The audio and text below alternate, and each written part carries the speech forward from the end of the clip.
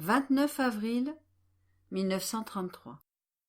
La créature qui fait la volonté humaine prend la terre, et celle qui fait la volonté divine prend le ciel. Comment Jésus sait pratiquer tous les arts, le plaisir qu'il prend dans son travail. Comment la créature est la noble princesse qui descend des hauteurs du ciel. Mon abandon dans le divin fiat continue. Je sens que vivre en lui est pour moi d'une extrême nécessité, et que si je ne le faisais pas, ce serait comme si je n'avais plus la terre sous mes pieds, le ciel par-dessus ma tête, l'air pour respirer, le soleil pour m'éclairer et me réchauffer, la nourriture pour me nourrir. Comment ferais-je alors pour vivre? Et si je pouvais vivre, combien ma vie serait malheureuse? Mon Dieu, épargne-moi de vivre un seul instant en dehors de ta volonté. Je pensais cela lorsque mon toujours aimable Jésus me fit une petite visite et me dit: Ma fille, vivre en dehors de ma volonté, c'est vivre sans connexion avec la vie divine, en dehors du ciel, comme si l'âme ne pouvait pas avoir d'amitié, de relation avec le Père céleste. On peut dire alors que si l'âme sait qu'elle a un Père, elle ne le connaît pas, qu'elle vit loin de lui, et que par conséquent, elle ne participe pas à ses biens divins, d'autant plus que chaque acte de la volonté humaine qu'elle accomplit prend toujours de la terre, qu'elle le sait et aime cela, et qu'elle participe ainsi au malheur que produit la terre, qu'elle continue à acquérir par ses actes humains. Si bien que la volonté humaine, sans connexion avec le divin, ne sait que produire beaucoup de terre, qui sème les passions, les épines, les péchés, et accumule les misères et les tristesses qui affligent sa vie. Chaque acte de la volonté humaine ne fait que ramasser un peu de terre. Par contre, avec chaque acte accompli dans ma volonté, la créature perd la terre humaine et acquiert celle du ciel, de sorte que chacun de ces actes prend de ce qui est du ciel et elle agrandit ainsi ses propriétés célestes. Et c'est moi qui répands alors la semence, en me faisant le céleste fermier qui sème les plus belles vertus. Je fais d'elle mon séjour, mon refuge, mes délices, et je ne vois guère de différence entre vivre au ciel parmi les saints, dans les célestes régions, et vivre dans le ciel de cette créature.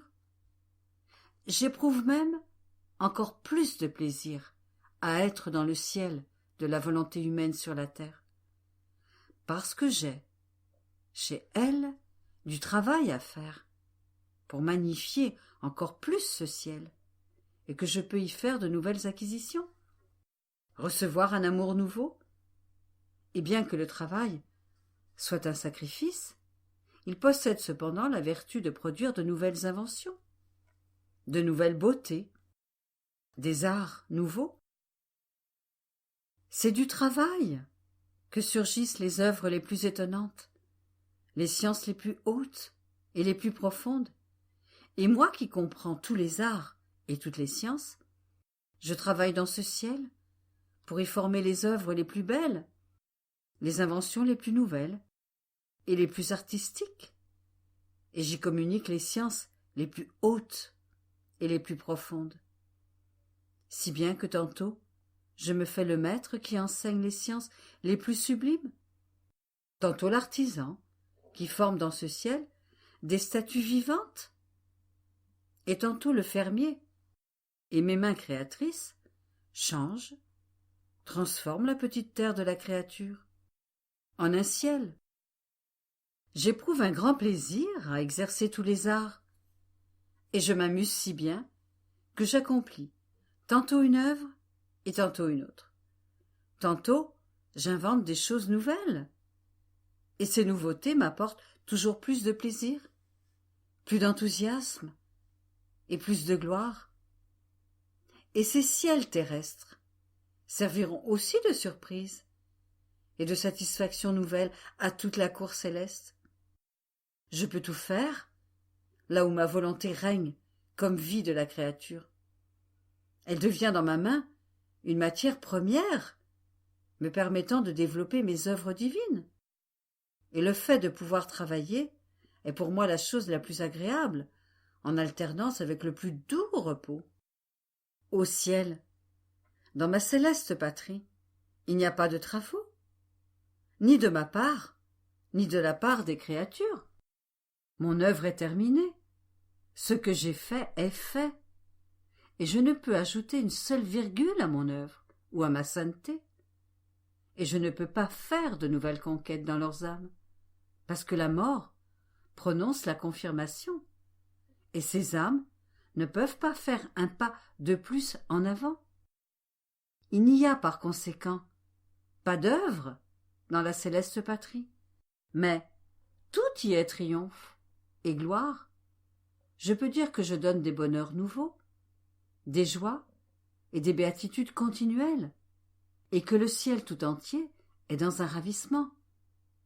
Mais dans les âmes, il ne m'est pas donné de faire de nouvelles acquisitions. C'est pourquoi le ciel de la terre me plaît plus, parce que les conquêtes, les œuvres, les saveurs que je trouve dans le ciel terrestre du vouloir humain ne peuvent pas se trouver là où il n'y a que triomphe et gloire, même dans les régions de ma céleste patrie. Par conséquent, sois attentive à ne jamais sortir de ma volonté, et je te promets que je n'arrêterai jamais mes œuvres divines dans ton âme. Après quoi, je continuai à penser au grand bien que la divine volonté apporte à la créature. Et mon souverain Jésus ajouta: Ma bienheureuse fille, tu dois savoir que notre amour de la créature et notre désir de la voir avec nous sont tels qu'à peine créée, nous lui avons assigné une place royale dans notre divine volonté. Chaque créature possède ainsi sa place d'honneur dans notre divin palais, de sorte que son commencement, son premier acte de vie, dans l'éternité comme dans le temps, est dans notre fiat. Elle n'était pas dans le monde, que déjà nous l'aimions. Et non seulement nous la regardions avec plaisir en lui accordant sa place, mais nous lui avons donné en cortège notre amour, notre sainteté, notre puissance, notre lumière et notre beauté. Elle est la noble princesse qui descend des hauteurs du ciel pour s'en aller en exil. Mais notre vouloir ne la quitte pas.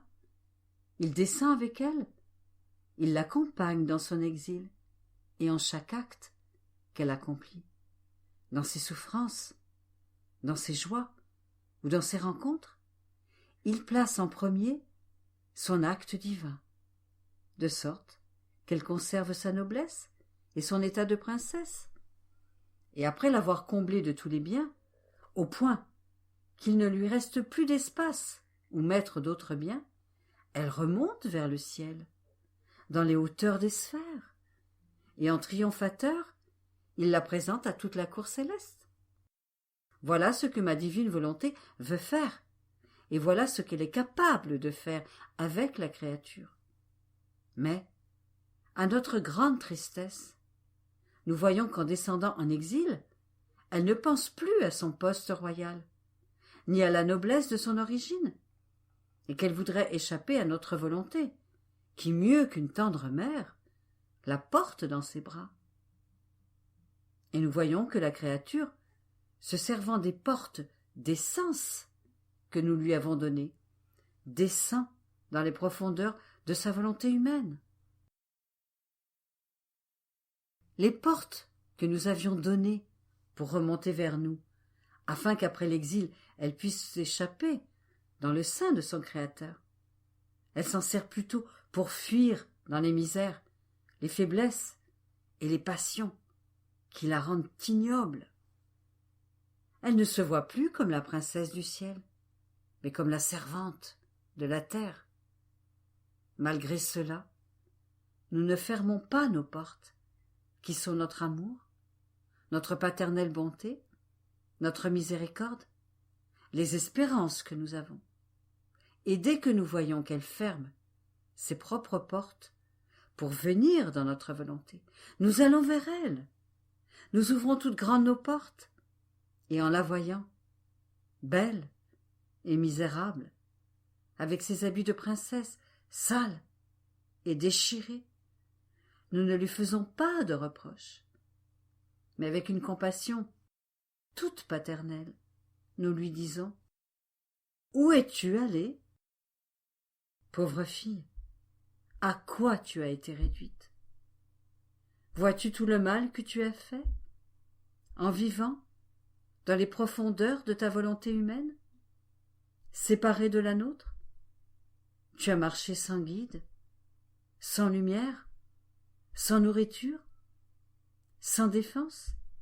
Aussi, ne recommence plus, afin qu'en retraçant ton chemin, tu refasses le bien perdu. Nous savons que la créature, sans notre divine volonté, ne peut faire aucun bien. C'est comme si elle voulait regarder sans avoir des yeux, marcher sans avoir de pieds, vivre sans nourriture. Par conséquent, sois attentive et ne sors jamais de notre divin vouloir, si tu veux trouver la force, la lumière, le soutien et avoir ton Jésus lui-même à ta disposition. 7 mai 1933. La volonté symbolise le souffle qui tantôt enflamme et tantôt éteint. La divine volonté, pourvoyeuse de ses actes dans les actes de la créature. Mon abandon continue dans le divin vouloir, et mon esprit est souvent sous l'emprise de deux courants, c'est-à-dire celui du grand bien de la divine volonté qui élève l'âme au-dessus de toute chose et la porte dans les bras de son Père céleste, là où tout est joie, fête et sourire divin qui font oublier à l'âme enivrée la terre et toutes ses misères. Car dans la divine volonté, même le souvenir du mal a disparu. Autrement, le bonheur ne serait pas complet. Et l'autre courant, celui de l'abysse de la volonté humaine, qui jette l'âme dans toutes les misères, en la portant presque dans les bras des démons, pour qu'ils la tyrannisent autant qu'il leur plaît. Je pensais à cela lorsque mon souverain Jésus se manifesta près de moi et me dit « Ma bienheureuse fille, lorsque l'âme entre dans mon vouloir, il lui dit avec son empire « Oublie tout, même la maison de ta mère, la terre, et viens vivre du ciel, car il n'y a pas de place pour les misères et le malheur, où ma lumière détruit tout et transforme les maux en bien. Tu dois savoir que la volonté symbolise le souffle qui enflamme ou éteint la vertu. Si l'on veut enflammer, en soufflant sur une petite étincelle, on peut provoquer un grand feu. Si la volonté est d'éteindre, en soufflant, on peut lui enlever la vie et la réduire en cendres. Telle est la volonté humaine. Si elle veut faire la mienne, elle souffle dans tous ses actes, et ma volonté anime ce souffle de sa puissance. Et ces petits actes, comme des étincelles, sont changées en flammes. En répétant ces actes, elle répète le souffle de façon à faire de la petite créature une flamme de lumière, de divine volonté.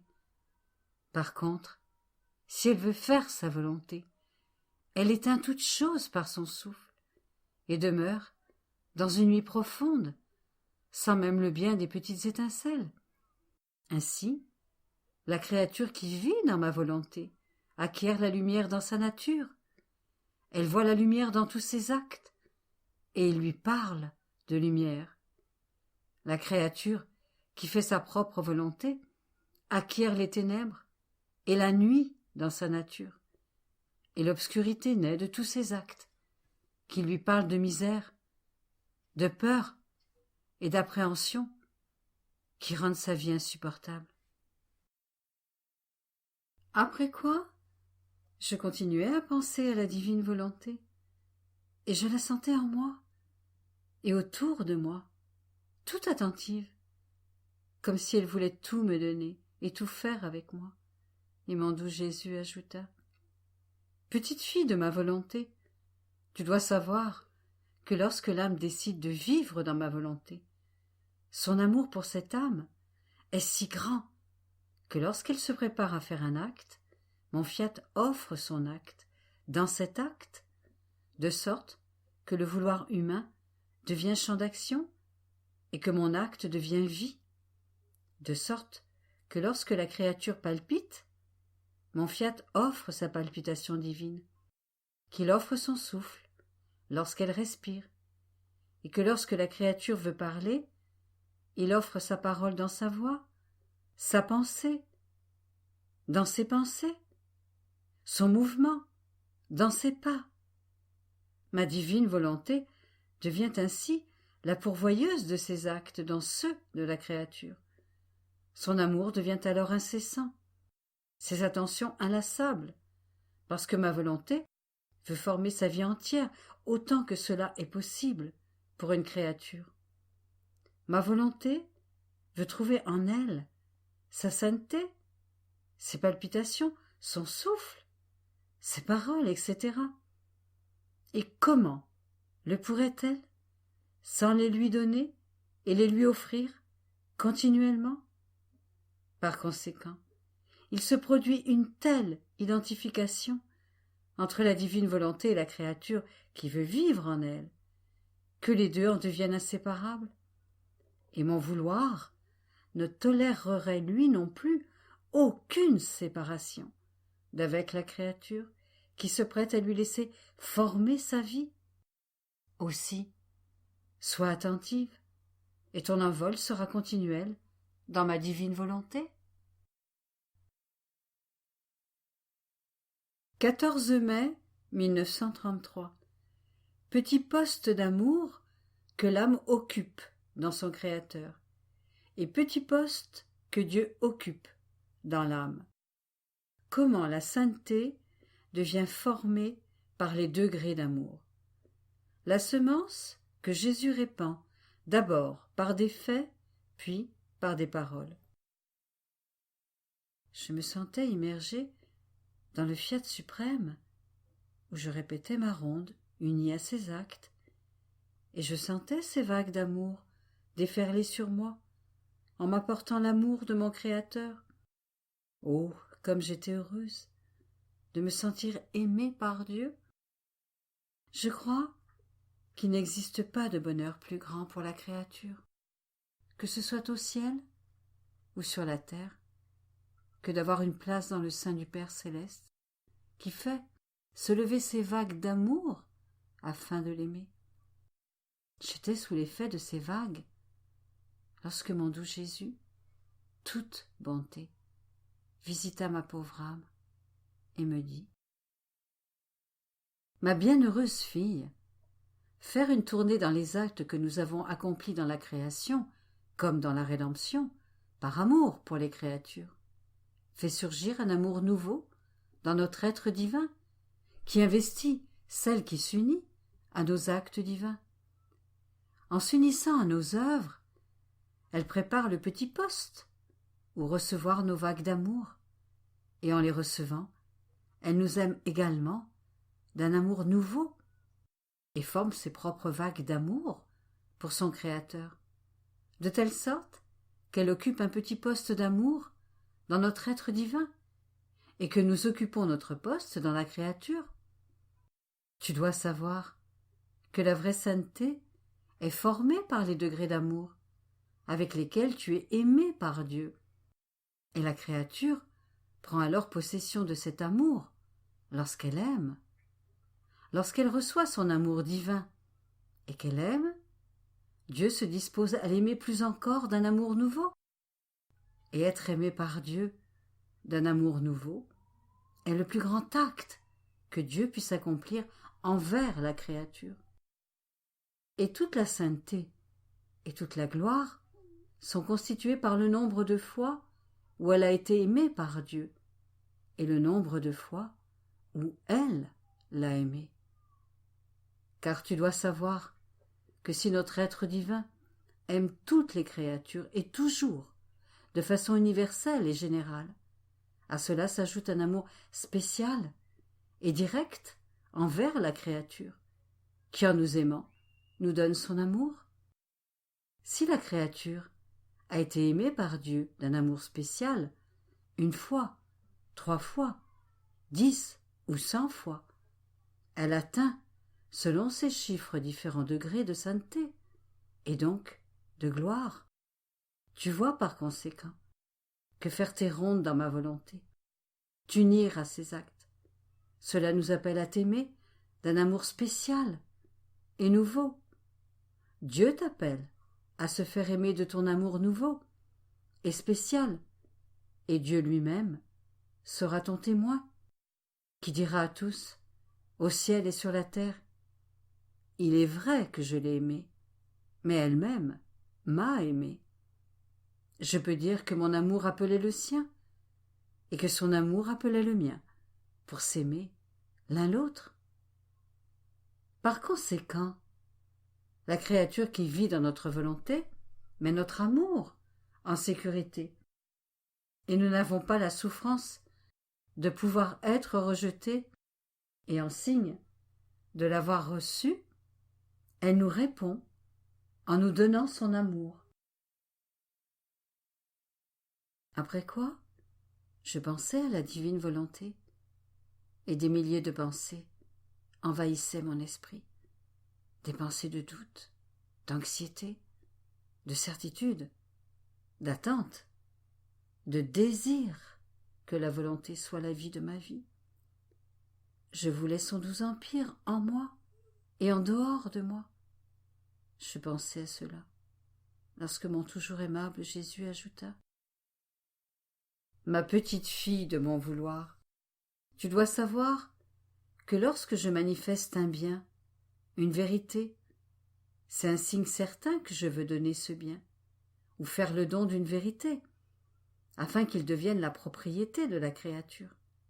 Sinon, je la tromperais, je la séduirais, et lui ferais perdre son temps avec des milliers de désirs inutiles, sans lui donner la possession d'un bien que je lui aurais fait connaître. Je suis incapable de tromper, et ne fais pas de choses inutiles. Je décide d'abord de donner un bien, puis je manifeste la nature de ce bien, et place déjà en même temps sa semence dans la profondeur de l'âme, afin qu'elle commence à sentir le commencement de la vie nouvelle du bien que je lui ai fait connaître. Et la succession de mes manifestations sert à faire germer la semence, à l'arroser, pour former la vie entière du don que je veux lui faire.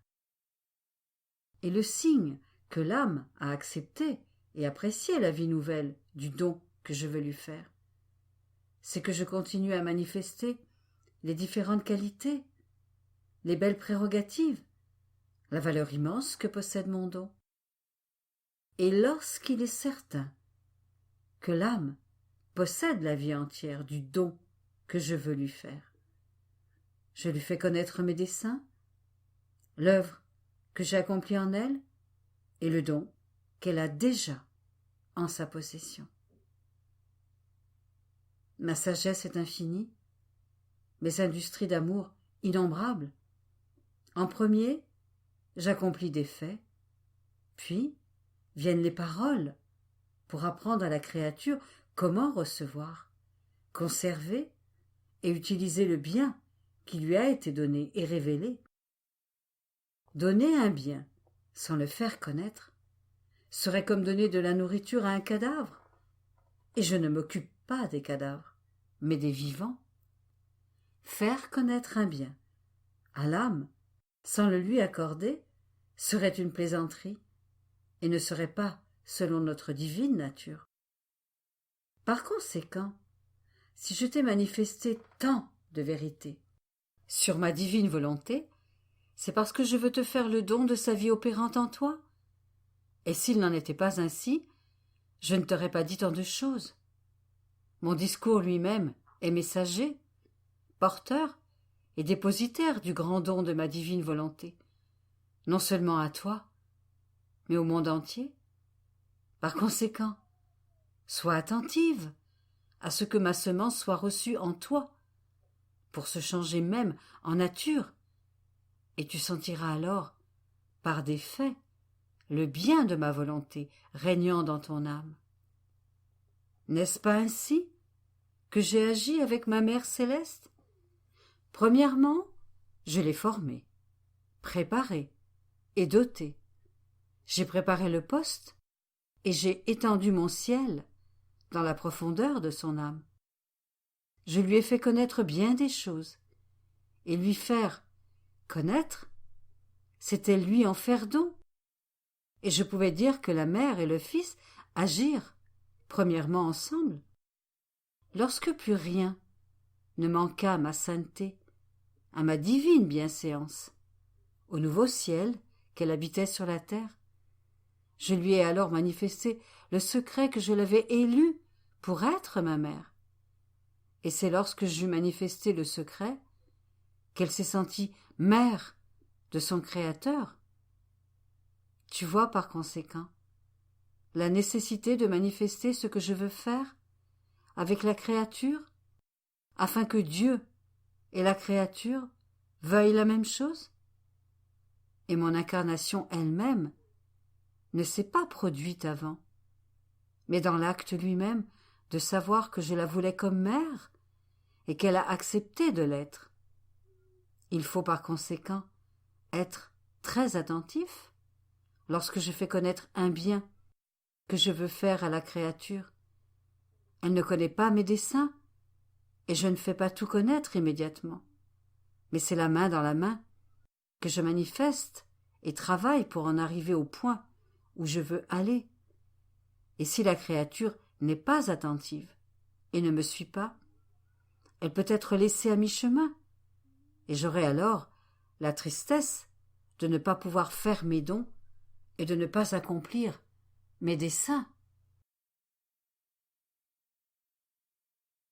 25 mai 1933. Comment la divine volonté est un miracle permanent. La créature qui vit en elle est porteuse des œuvres divines, et ses champs d'action sont la création et la rédemption. Je suis toujours avec le fiat suprême, son doux empire, son puissant attrait, ses baisers de lumière qu'il dispose dans mes actes pour s'y enfermer afin de former sa vie. Il est le doux enchantement de ma petite âme, et, entre émerveillement et étonnement, je m'exclame: ô divine volonté, combien tu m'aimes pour t'abaisser jusqu'à mon petit acte, pour y enfermer ta vie opérante.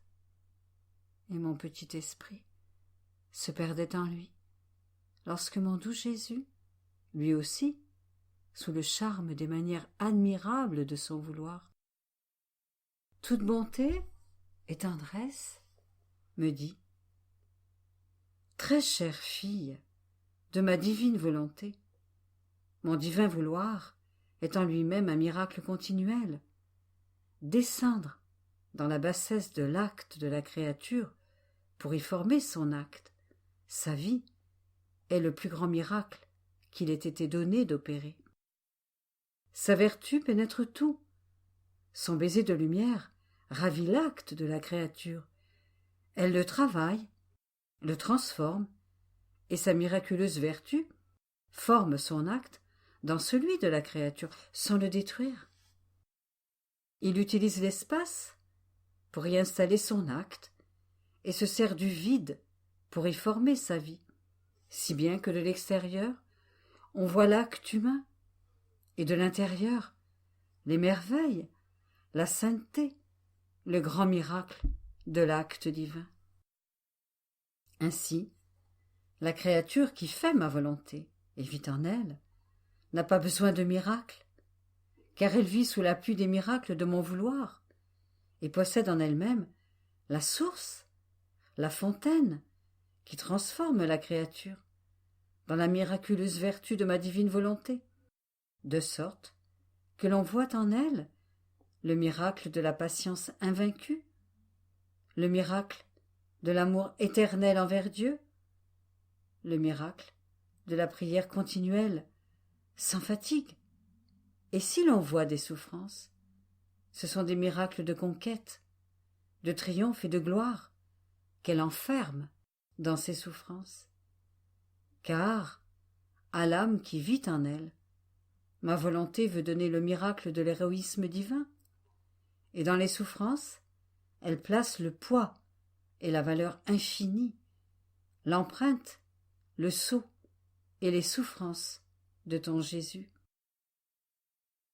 Tu dois savoir, ma fille, que notre amour envers celle qui vit dans la divine volonté est si grand que nous lui faisons don de tout ce que nous faisons dans la création et la rédemption, et elle fait sien tout ce qui est nôtre, et comme tout est à elle et à nous, comme une chose connaturelle dans ses actes, et qu'elle cherche la divine volonté.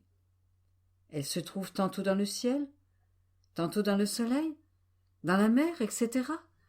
Elle sent en elle-même toute la sainteté de nos œuvres, qui sont aussi les siennes, et, identifiée avec elle, elle comprend ce que signifie conserver un ciel toujours étendu, un soleil qui donne toujours sa lumière, une mer qui toujours murmure, un vent qui par ses tourbillons apporte à tous les caresses de son Créateur.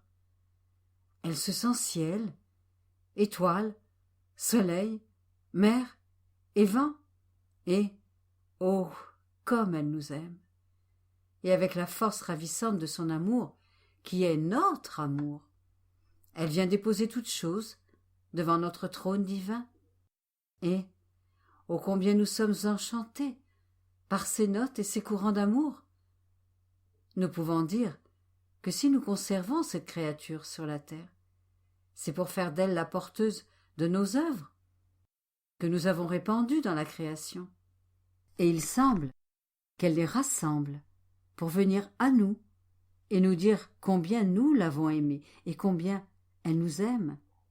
Mais c'est plus beau encore lorsqu'elle passe dans le royaume de mes actes, de la rédemption. Avec quel amour elle va d'un acte à l'autre, les embrasse, les adore et les remercie, les enferme dans son cœur et me dit dans son amour: Jésus, ta vie sur terre s'est terminée, mais tes œuvres, tes paroles et tes souffrances sont restées. Touche-moi maintenant pour continuer ta vie et que tout ce que tu as fait serve à ma vie. Sinon, je ne peux former de moi-même un autre Jésus. Si tu ne me donnes pas tout, je ne suis pas capable de former ni de continuer ta vie sur la terre. Et, tout amour, tu lui réponds: Ma fille, tout t'appartient. Prends de moi ce que tu veux. D'ailleurs, plus tu prendras, plus je serai heureux et plus je t'aimerai. Mais la plus belle chose de cette heureuse créature, c'est qu'en voulant tout et en prenant tout, elle s'aperçoit qu'elle ne peut pas contenir tout ce qu'elle a reçu, et qu'elle vient à son Jésus me donne tout, se répand en moi avec sa petitesse, son petit vouloir, et, ô combien j'en suis heureux, je peux dire que ce sont de continuels échanges de vie que nous faisons, moi en elle et elle en moi. La force de l'union de celle qui vit dans notre volonté est telle, entre nous, que pas plus qu'elle, nous ne pouvons la séparer de nos œuvres. Si cela se pouvait, ce serait comme si l'on séparait en deux la lumière du soleil, et il est impossible de diviser l'unité de la lumière. Et si l'on voulait essayer de diviser la lumière, elle en serait humiliée, et avec la force de son unité, elle s'en moquerait. Ou encore, ce serait vouloir fendre le ciel en deux, séparer la force du vent, l'unité de l'air, toutes choses impossibles, parce que leur vie, la force qu'ils possèdent, est dans leur unité. C'est dans ces conditions que l'on trouve la créature qui vit dans notre volonté, avec sa force, son mérite, sa beauté, sa sainteté dans la force unique et unie avec son Créateur. Par conséquent, sois attentive et que ta vie soit en nous, avec nous et avec nos œuvres.